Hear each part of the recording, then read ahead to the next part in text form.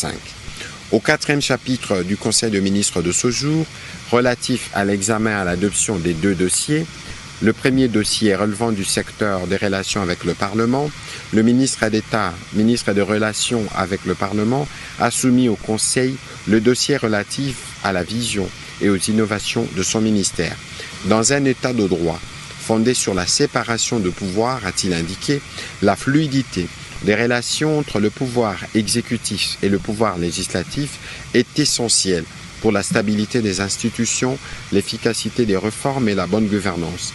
De ces points de vue, son ministère occupe une place stratégique dans le fonctionnement de notre démocratie et dans la consolidation de l'état de droit.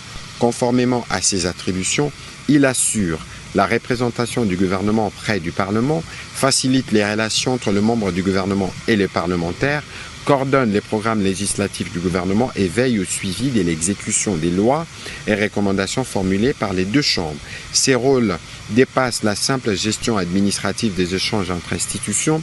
Il s'agit d'un véritable levier pour garantir la fluidité institutionnelle, éviter les blocages, renforcer la confiance entre le gouvernement et les parlements afin de garantir le bon fonctionnement des institutions.